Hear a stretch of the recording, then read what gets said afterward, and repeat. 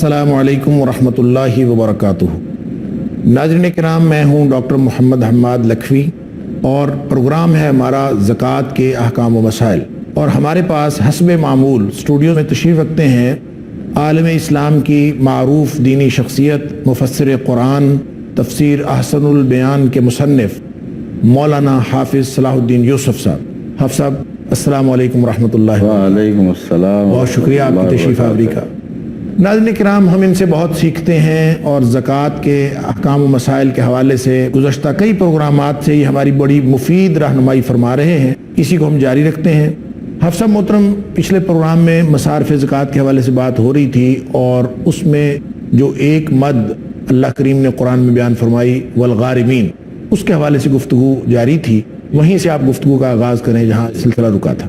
जैसा कि मैंने पहले इशारा किया था कि अल्लाह की रज़ा के लिए कर्ज देना, रसूल सल्लल्लाहु अलैहि वसल्लम ने इसकी बड़ी फजीलत बयान फरमाई है। एक मुद्दत के लिए जब आदमी देता है तो उसको रोज़ाना के हिसाब से उतना अजर व सवाब मिलता रहता है जितनी भी रकम उसने दी होती है, क्योंकि हमारा मुआशरा इस्लामी सूद को पसंद नहीं करता। अल्लाह ताला ने सूद की बाबत बड़ी सख्त वईद बयान फरमाई है, तो लेकिन लोगों को ज़रूरत तो पड़ती रहती है एक दूसरे से ताउल लेने की।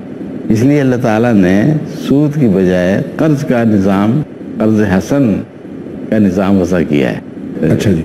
और वो ये है कि आप अगर किसी ज़रूरतमंद को कर्ज देते हैं, मिसाल के तौर 50,000 रुपये 6 महीने के लिए, तो रसूलुल्लाह सल्लल्लाहु अलैहि वसल्लम फरमाते हैं कि उसको रोज़ाना 50,000 रुपये सदका करने का अजर व सवाब मिलता रहेगा। ये आपने पहले भी इरशाद फरमाया, पहले बताया था।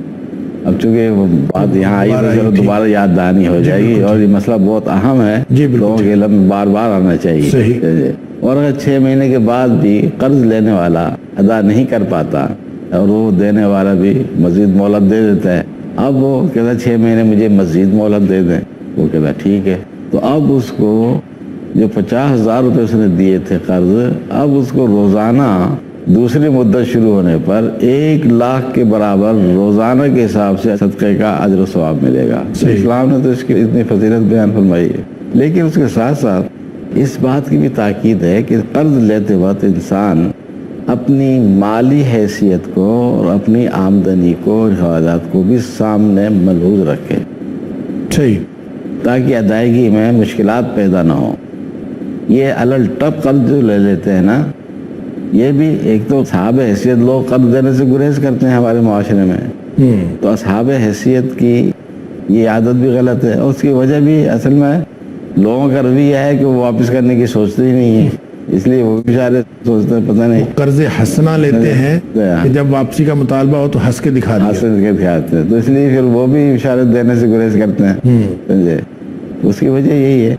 तो ये कर्ज लेकर अदायगी का मुश्किल हो जाना ये इसीलिए होता है कि कर्ज लेते वक्त तो वो सही प्लानिंग करते ही नहीं है कि इसको मैंने अदा भी करना है, बल्कि कई लोगों की तो नीयत ही नहीं होती। हालांकि दूसरी बात ये है कि कर्ज लेते वक्त एक तो प्लानिंग हो कि भाई मैंने इसको किस तरह अदा करना है और मैं इसी हिसाब से कर्ज लूँ तो कि मैं उसको आसानी से अदा भी कर सकूँ, और जितने मुद्दत का मैंने वादा किया है उस मुद्दत के अंदर मैं इसको अदा भी कर दूँ। दूसरे नंबर पर उसकी नीयत में फतूर ना हो, बल्कि खुलूस हो कि हाँ मैंने यकीनन जिस तरह उसने मेरे साथ एहसान किया है तो मैं वादे के मुताबिक रकम वापस करके उसके एहसान का बदला अच्छे तरीके से ही दूंगा। सही। इस तरह के रसूल ने यही फरमाया है कि तुम अच्छे तरीके से अदायगी करो। तो हमारे मुआशरे में ये अलल टप कर्ज लेने का जो सिलसिला है ना, भाई मैंने अपनी बच्ची की शादी करनी है, अब यूं ही रकम ले ली लाखों के हिसाब से, उसकी आमदनी बिल्कुल महदूद होती है, तो अव्वल तो शादी ऐसा मसला ही नहीं है कि उसके लिए कर्ज लेने की ज़रूरत हो। जितनी आपकी ताकत है उसके मुताबिक शादी करें आप सादगी से, इसके लिए लाखों रुपए कर्ज लेने की ज़रूरत क्या है, समझे। लेकिन बहरहाल लोग लेते हैं, और ये भी सिलसिला है कि अपने कारोबार को वसअत देने के लिए खामखा कर्ज का बोझ ऊपर ला देते हैं। अब कारोबार चलता है नहीं चलता है ये तो अल्लाह के इल्म में होता है, तो इस तरह भी मकरूज हो जाते हैं। तो ये इस किस्म की सूरतें जो मकरूज होने वाली हैं, ये तो वाकई में ऐसे लोग हैं कि इनके साथ ताउन नहीं करना चाहिए, इनकी हौसला शिकनी होनी चाहिए।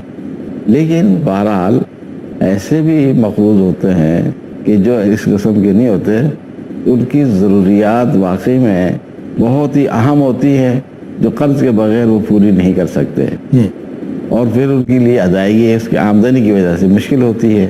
تو ایسے لوگ بھی معاشرے میں بے شمار ہوتے ہیں. اب ان کی امداد یہ سمجھ کر نہیں کرنا، یہ تو ہم جیسے ہی سفید پوش ہے، ہماری طرح کا ہی لباس پہنتا ہے، ہماری طرح ہی رہتا ہے، ہماری طرح ہی کھاتا پیتا ہے، ہماری طرح ہی اس کے پاس مکان ہے، اس کو کیوں دے؟ سمجھے، اس کے بعد رہائشی صورت بھی ہے، فلاں چیز بھی ہے، فلاں چیز بھی ہے. تو یہ ذہن جو ہے نا یہ غلط ہے، یہ اسلامی سمجھے. حضرت عمر بن عبدالعزیز کا واقعہ ہے کہ اسی طریقے سے ان کے مال نے حضرت عمر بن عبدالعزیز کو لکھا کہ کئی لوگ ایسے مقروض ہیں کہ ان کے پاس گھر بھی ہے، سواری کے لیے گھوڑا بھی ہے، گھر میں خادم بھی رکھا ہوا ہے، تو ہم ان کے قرض کی ادائیگی کی صورت بنائیں. تو حضرت عمر بن عبدالعزیز نے لکھا کہ ہاں ان کی مدد کرو. سمجھے، معاشرے میں اس ذہن کو عام کرنا چاہیے کہ بھئی محض سفید پوشی کو نہ دیکھو، یہ کوشش کرو دیکھو کہ واقعی میں یہ مستحق ہے یا نہیں ہے. اور قرض کی ادائیگی اس کے لیے مشکل سے مشکل تر ہوتی جا رہی ہے، تو واقعی میں اس کی معقول وجوہ ہے کہ واقعی میں یہ قرض جو ہے اس کے لیے مشکلات کا باعث بننے والا ہے. بالکل صحیح. عمر بن عبدالعزیز رحمۃ اللہ علیہ کا آپ نے حوالہ دیا، تو ان کے بارے میں تو کتابوں میں یہ لکھا ہے کہ انہوں نے تو باقی مدات جو دی ہوئی تھی بیت المال کی کہ فلاں جگہ خرچ کیا جائے، فلاں جگہ خرچ کیا جائے، تو ان میں ایک مد باقاعدہ اس بات پہ رکھی ہوئی تھی کہ جو بھی آ کے مطالبہ کرے، یعنی باقی مدات کے علاوہ ہر مانگنے والے کو دے دیا جائے. یعنی انہوں نے اپنے بیت المال میں باقاعدہ یہ ایک مد رکھی ہوئی ہے.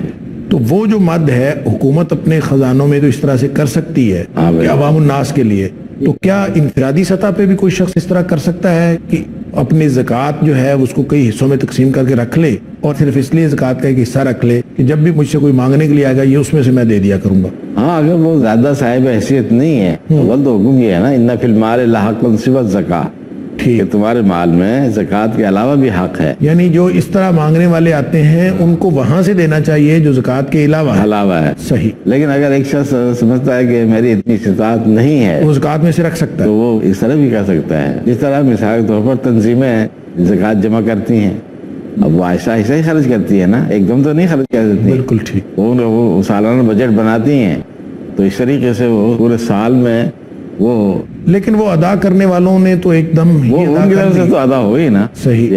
نہیں، ادا کرنے والا بھی یہ کر سکتا ہے کہ اس کو سال میں آہستہ آہستہ دیتا رہے، ایک دفعہ نکال کے رکھ دی اور پورا سال آہستہ آہستہ تھوڑی اس کے لیے بہتر تو یہ ہے کہ وہ ادا کر دے، کیونکہ زندگی کا تو کوئی اعتبار نہیں ہے. البتہ اس صورت میں یہ گنجائش نکالی جا سکتی ہے کہ وہ گھر والوں کو بتلا دے کہ یہ اتنی رقم میرے پاس الگ رکھی ہوئی ہے، اور اس کا کسی نوٹ بک میں حساب کتاب وہ لکھ دے، تاکہ اگر وہ اتفاق سے کوئی دنیا سے چلے جائے تو گھر والوں کو معلوم ہو کہ اس نے زکوٰۃ کی رقم اس طرح الگ رکھی ہوئی تھی، اس میں سے اتنی خرچ ہو گئی ہے اور اتنی رہ گئی ہے، تو وہ اس کی طرف سے فوراً ادا کر دیں تاکہ اس کے ذمہ باقی نہ رہے. صحیح.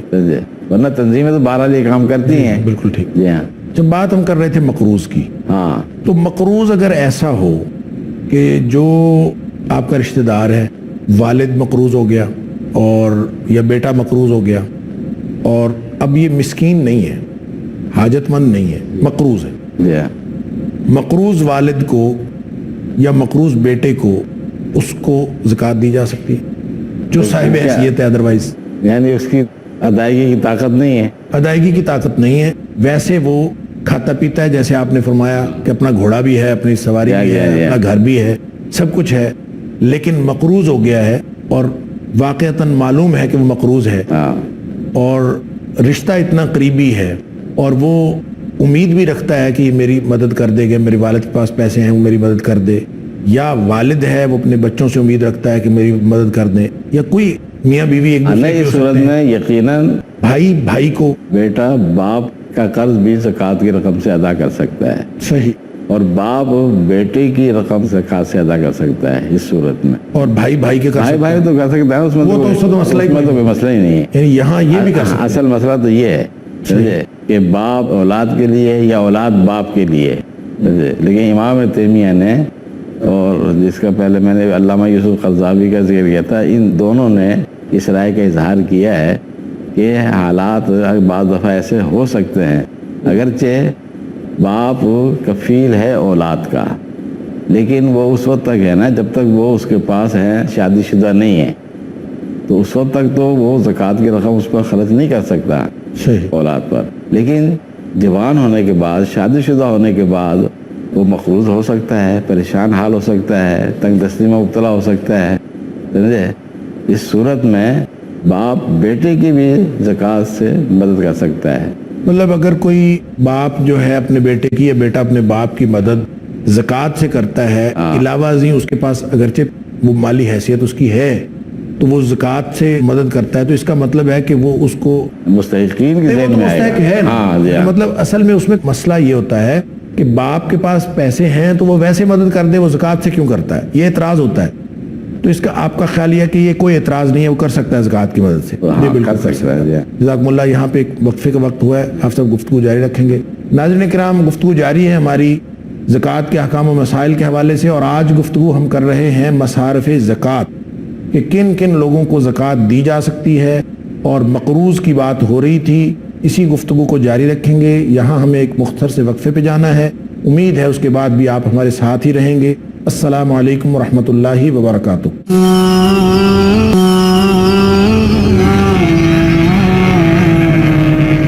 السلام علیکم ورحمۃ اللہ وبرکاتہ۔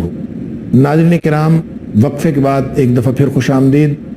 گفتگو کا سلسلہ جاری ہے زکوٰۃ کے احکام و مسائل کے حوالے سے، اور جیسا کہ آپ کو معلوم ہے ہم گفتگو کر رہے ہیں آج مصارف زکوٰۃ، یعنی کن کن لوگوں کو زکوٰۃ دی جا سکتی ہے، اس کی کیا تفصیلات ہیں، ان کی پہچان کا کیا طریقہ ہے، کون کون سی خصوصیات کا لحاظ رکھا جانا چاہیے، اور ہماری رہنمائی فرما رہے ہیں مولانا حافظ صلاح الدین یوسف صاحب، اور ہم گفتگو کا سلسلہ وہیں سے شروع کرتے ہیں جہاں وقفے سے پہلے رکا تھا۔ جی آپ صاحب، مقروض کے حوالے سے بات ہو رہی تھی۔ تو یہ بات ہو رہی تھی کہ والد اولاد کو یا اولاد والد کو زکوٰۃ کی رقم سے ایک دوسرے کے ساتھ تعاون کر سکتے ہیں یا نہیں۔ تو عام رجحان لوگوں کا تو یہی ہے، اور یہ مسئلہ بھی کسی حد تک اپنی جگہ درست ہے، کہ جب تک اولاد نابالغ ہے، باپ کی زیر کفالت ہے، اس وقت تک تو اس کی اس ذمہ وقت داری ہے، تک اس کی ذمہ داری ہے اس کو پالنا، لیکن زکوٰۃ کی رقم اس پر اولاد پر خرچ نہیں ہو کر سکتا۔ بالکل ٹھیک۔ اسی طریقے سے اولاد کی بھی ذمہ داری ہے کہ وہ والدین کے ساتھ تعاون کریں، حسن سلوک کریں، تو ان کے لیے بھی جائز نہیں ہے بغیر کسی وجہ کے زکوٰۃ کی رقم سے باپ کے ساتھ تعاون کرنا۔ صحیح، یعنی اگر وہ مستحق ہیں فقیر ہونے کی وجہ سے یا مسکین ہونے کی وجہ سے، تو اس صورت میں وہ زکوٰۃ نہیں دیں گے، بلکہ یہ تو ذمہ داری ہے ان کی کہ ان کی مدد کریں، اور اگر مقروض ہیں تو پھر دی جا سکتی ہے۔ پھر دو صورتیں ہیں نا، اگر مقروض باپ ہو جائے اور وہ ادا کرنے سے قاصر ہو تو اولاد زکوٰۃ کی رقم سے ان کا قرض ادا کر سکتی ہے، صحیح، یا وہ اتنے فقیر مسکین کی ذیل میں آ جائیں۔ نہیں، وہ تو اس کی ذمہ داری ہے، والدین۔ نہیں، ذمہ داری اس وقت ہے جب وہ صاحب حیثیت ہو۔ اگر بیٹا بھی بیچارہ غریب ہی ہے، زیادہ آمدنی نہیں ہے اس کی، اچھا ٹھیک، سمجھے، کہ وہ زکوٰۃ کے علاوہ مزید تعاون نہیں کر سکتا، صحیح، اس صورت میں امام تیمیہ وغیرہ نے اجازت دی ہے کہ وہ زکوٰۃ کی رقم سے بھی باپ کی خدمت کر سکتا ہے اس صورت میں، جبکہ وہ خود اتنا صاحب حیثیت نہیں ہے۔ صاحب حیثیت وہ تو ہو گیا، نہیں، یہ ضروری نہیں ہے۔ اچھا، صاحب نصاب صاحب حیثیت بھی ہو ضروری نہیں ہے، صاحب ہے، یعنی زیور اس کے پاس اتنا ہے جی ہاں، تو، لیکن باقی اخراجات اس کے بہت زیادہ، جی ہاں، وہ ہو سکتا ہے، امکان ہے اس کا، سمجھے۔ اس طریقے سے باپ دیکھتا ہے کہ میرا بیٹا پریشان حال ہے، جو شادی شدہ ہے، بال بچوں والا ہے، اس کی ذمہ داری سے نکل گیا، اس کی ذمہ داری سے نکل گیا، اب وہ مقروض ہو گیا ہے، تب بھی اس کا قرض ادا کر سکتا ہے باپ زکوٰۃ کی رقم سے، یا وہ ویسے ہی فقیر مسکین کی ذیل میں آ رہا ہے، تو اس صورت میں بھی اگر باپ مزید کوئی ویسے تعاون نہیں کر سکتا تو زکوٰۃ کی رقم سے بھی تعاون کر سکتا ہے۔ بالکل، یہ مخصوص صورتیں ہیں، یعنی گویا عام حالات میں تو وہی ہے کہ باپ اولاد کا کفیل ہے اور اولاد کو باپ کی خدمت کا حکم ہے۔ اچھا، یہاں سے آپ صاحب ایک بات اور نکلی اچھا، کہ ایک فقیر اور مسکین ہونے کی وجہ سے قرض ساقط نہیں ہوتا، ہاں ٹھیک ہے، کیونکہ اگر قرض ساقط ہوتا تو اللہ تعالیٰ یہ الگ مد بیان جی فرماتا۔ بالکل صحیح ہے، تو الگ مد بیان کرنے کا مطلب یہ ہے کہ کوئی شخص یہ بہانہ نہیں بنا سکتا کہ میں چونکہ مسکین ہوں اور میں چونکہ فقیر ہوں لہذا اب میرے سے قرض ساقط ہو گیا. یہ اس سے ضمنی طور پر مسئلہ آج خود ساقط نہیں ہو سکتا. آج خود ساقط نہیں ہو سکتا. ترغیب دی گئی ہے کہ جب تم دیکھو اگر اس کے لیے ادائیگی مشکل ہو رہی ہے کوئی چھوڑ دے تو چھوڑ اس دے. کو تو مہلت دے دو. بالکل ٹھیک. مہلت کے بعد بھی اگر دیکھو کہ ادائیگی مشکل ہو رہی ہے تو اس کو معاف کر دو. یہ ترغیب دی گئی ہے اور اس کی فضیلت بھی بڑی بیان کی گئی ہے. اچھا جی، اب اس میں قرض کے حوالے سے ایک مسئلہ رہ گیا کہ بعض اوقات جس شخص کو جو مقروض ہے وہ آپ کا اپنا مقروض ہے، اس نے پیسے دینے ہیں آپ کو، آپ کے پیسے دینے، صحیح، اور اس کی مدد آپ کرنا چاہتے ہیں بطور مقروض کے. صحیح. آپ اپنی زکوٰۃ سے اس کو جب قرض میں مدد دیں گے تو گویا آپ اپنے آپ کو ادائیگی کریں گے. جیسے آپ نے پہلے فرمایا کہ قرض کی رقم ادا کی جا سکتی ہے، جس کا اس نے قرض دینا ہے ظاہر اس کو ڈائریکٹ بھی ادا کی جا سکتی ہے. اب مقروض کی رقم جو ہے اس نے میرا مقروض ہے اور اس نے مجھے دینی ہے، تو کیا یہ کیا جا سکتا ہے کہ میں وہ رقم اپنے پاس رکھ لوں اور اس کو بتا دوں کہ زکوٰۃ کی رقم سے تمہارا قرض ادا ہو گیا؟ کیا یہ درست ہے؟ اصل میں اس میں بعض علماء اختلاف کرتے ہیں، لیکن میری رائے میں یہ صورت جائز ہے. اچھا، جہاں تک میں نے اس کا جائزہ لیا ہے تو میرے نزدیک یہ صورت جائز ہے. اس طرح بھی کیا جا سکتا ہے. اس کو آپ کس بنیاد پر جائز؟ تاکہ اگر آپ اس کو نہ بھی بتلائیں تو بھی ٹھیک ہے. تو بھی ٹھیک ہے. آپ اپنے طور پر وہ جو رقم آپ نے قرضے کی اس سے لینی ہے آپ اس کو اپنے طور پر اپنی زکوٰۃ میں سے منع کر کے اپنے پاس رکھ لیں اور اس کو آپ کس بنیاد پر جائز قرار دیتے ہیں؟ یہ ایک ہیلا نہیں ہے اپنے پیسے نکلوانے کے لیے؟ ہیلا کیوں ہے؟ نہیں، مطلب یہ تو جب یا تو آپ اس کو نہیں اگر آپ ہیلے کے طور پر کریں گے وہ تو اللہ تعالیٰ تو جانتا ہے نا. نہیں، میرا کہنے کا مطلب یہ ہے کہ کیا زکوٰۃ کی رقم پہلے اس کو دی جائے اور پھر اس سے کہا جائے کہ تم رقم واپس کر دو، وہ اپنی مرضی سے رقم واپس کرے تو پھر قرض ادا ہوگا. جب آپ خود سے رکھ رہے ہیں تو یہ تو گویا اس کی مرضی تو اس میں شامل ہی نہیں ہے، آپ نے تو اپنا دیا اور بس اپنے پاس رکھ لیا. تو اس میں جو مقروض تھا اس کے تو علم میں بھی نہیں ہے، یا زیادہ سے زیادہ اس کے علم میں ہے، اس کا تو اختیار نہیں تھا.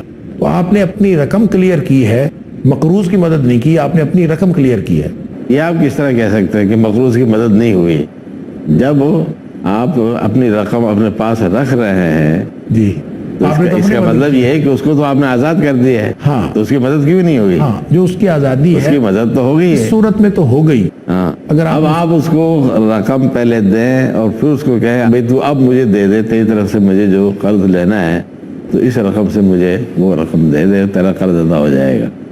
یہ صورت بعض دفعہ سفید پوش لوگوں کو پسند نہیں ہوتی، مشکل ہو جاتی ہے، ان کے لیے ناگوار ہوتی ہے. اس لیے جہاں یہ صورت اختیار کی جا سکتی ہے تو وہاں تو آپ کر لیں، لیکن جہاں دوسرا مسئلہ ہو سفید پوشی کا تو آپ وہاں بے شک خاموشی کے ساتھ بھی یہ کام کر سکتے ہیں. اللہ تعالیٰ کو تو پتہ ہے نا چیز کا. آپ اپنے پاس رکھ لیں زکوٰۃ کے رقم میں سے. اگر کسی نے آپ کا قرض دینا ہے، اگر آپ واقعی محسوس کرتے ہیں کہ اس کے لیے ادائیگی مشکل ہے تو آپ اس کے ساتھ احسان کر سکتے ہیں خاموشی کے ساتھ. بالکل ٹھیک. وہی سوال جو میرا سوال تھا، اسی شبے کی وجہ سے اس کو جیسے شبے والی بات چھوڑ نہیں دینی چاہیے. دا ما یریبک الا ما لا یریبک، یعنی اسلام کا جو عمومی اصول ہے کہ شک والی بات چھوڑ دیں اور وہ کام کریں جس میں کوئی شک نہیں. وہ دونوں علماء کے نزدیک شک ہے نا. آپ کے نزدیک مجھے الحمدللہ شک نہیں ہے، مجھے برا شرح صدر. اب آ جائیں آپ اس سوال پر جو آپ نے کہا تھا نوٹ کر کے رکھیں، میں نے لکھ کے رکھا. اچھا ٹھیک ہے. کہ کیا زکوٰۃ کی رقم سے کسی کو قرض دیا جا سکتا ہے؟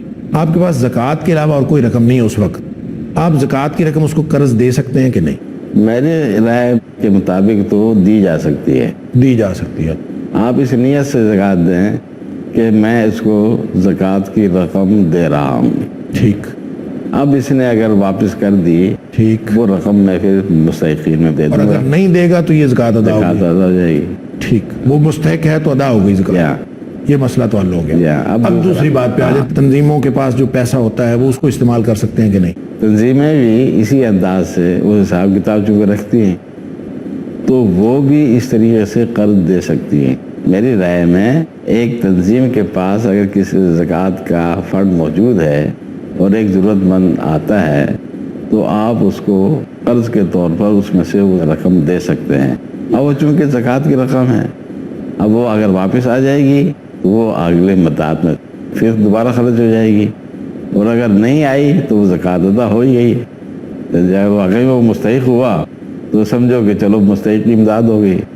اب آ گیا تیسرا سوال کہ اپنے طور پر اپنی ذات کے لیے، نہیں، یہی ہے اپنی نا ذات کے لیے جو ہے نا، اس سے بھی پہلے ایک سوال ہے اچھا کہ وہ جو مستحق تھا اس کو تو دی، سمجھ آ گئی، اچھا لیکن مستحق نہیں ہے، زکوٰۃ کا مستحق نہیں ہے. ہاں وہ ویسے اپنی کسی ضرورت کو پورا کرنے کے لیے، وقتی ضرورت کو پورا کرنے کے لیے، آپ کا رشتہ دار ہے، آپ کا دوست ہے، کوئی بھی جاننے والا ہے جو زکوٰۃ کا مستحق بالکل نہیں ہے، اچھا وہ اپنی کوئی وقتی ضرورت پوری کرنے کے لیے قرض حسنہ مانگتا ہے، آپ وہ دے سکتے ہیں کہ اس کو آپ اس صورت میں دے سکتے ہیں جب آپ کو یقین ہو کہ یہ جو وعدہ کر رہا ہے واپس کر دے گا، واپس کر دے گا، پھر دی جا پھر سکتی. تو دے سکتے ہیں. ٹھیک، اگر مشکوک ہو معاملہ پھر نہیں دینی چاہیے ادائیگی، اگر مشکوک ہو پھر نہیں دینی چاہیے، پھر وہ امانت میں خیانت میں آ سکتی ہے چیز. لیکن اگر آپ کو یقین ہے کہ وہ واقعی اتنی مدت تک جو وہ وعدہ کر رہا ہے ادا کر دے گا تو میری رائے میں آپ دے سکتے ہیں. چلیں حافظ صاحب، جزاکم اللہ خیر، آپ نے بڑی مفید رہنمائی ہمیں فراہم کی، لیکن ہمارے پروگرام کا وقت ایک دفعہ پھر ختم ہوا، مصارف زکوٰۃ ابھی تک مکمل نہیں ہو سکے. ناظرین کرام، تشریف فرما ہے مولانا حافظ صلاح الدین یوسف صاحب، اور ہم مسلسل رہنمائی حاصل کر رہے ہیں ان سے زکوٰۃ کے احکام و مسائل کے حوالے سے، اور مصارف زکوٰۃ پہ گفتگو جو گزشتہ پروگرام میں، بلکہ اس سے بھی گزشتہ سے پیوستہ پروگرام میں شروع ہوئی تھی، وہ ابھی تک مکمل نہیں ہو سکی. اس کو جاری رکھیں گے اگلے پروگرام میں بھی انشاءاللہ. تب تک کے لیے اجازت دیجیے. السلام علیکم ورحمۃ اللہ وبرکاتہ.